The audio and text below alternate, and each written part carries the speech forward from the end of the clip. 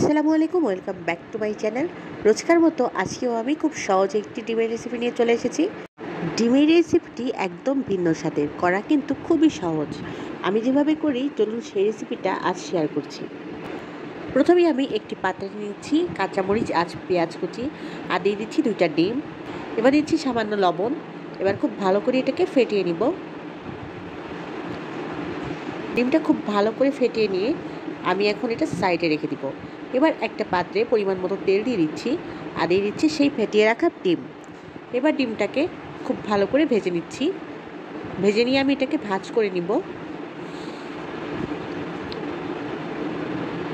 ভাজ করা হয়ে গিয়েছে। এবার এটাকে আমি টুকরো টুকরো করে কেটে নিচ্ছি।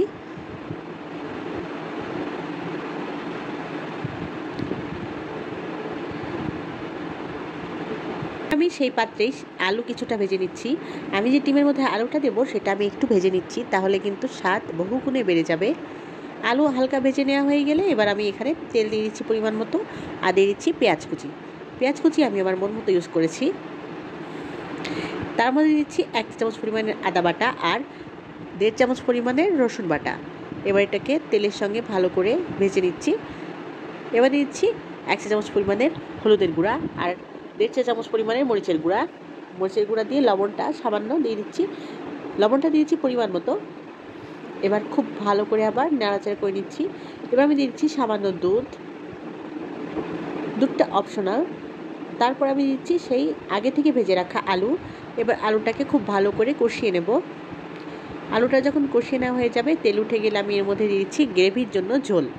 এবার এই ঝোলের পানিতে যখন বলক আসবে, এই পর্যায়ে আমি দিয়ে দিচ্ছি সেই আগে থেকে ভেজে রাখা ডিমগুলো।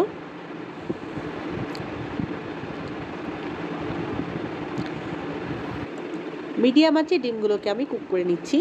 আর দিয়ে দিচ্ছি কাঁচামরিচ কেটে রাখা কাঁচামরিচ দিয়ে দিচ্ছি।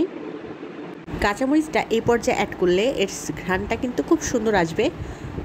তারপর আমি দিয়ে দিচ্ছি 1 চা চামচ পরিমাণে জিরা গুঁড়া দিয়ে খুব ভালো করে এটাকে হালকা করে নাড়াচাড়া করে দিব। দেখুন, এই পর্যায়ে আমার মতো যারা ধনিয়ার পাতা লাভার আছেন তারা ধনিয়ার পাতা কুচি দিয়ে দিতে পারেন। ধনিয়ার পাতা কুচি দিয়ে দেওয়া হয়ে গেলে এখন ঝোল কতটুকু রাখবেন সেই অনুপাতে আপনি রাখতে পারেন। তো আমার কিন্তু রান্না শেষ। আমি এই পর্যায়ে চুলাটা অফ করে দিচ্ছি। দেখতে পাচ্ছেন এই রান্নাটা কিন্তু খুব সিম্পল হলেও খেতে ভীষণ মজা। পরেরটা রুটি অথবা ভাতের সঙ্গে খেতে দারুণ ভালো লাগে। Thank you for watching. আল্লাহ হাফেজ।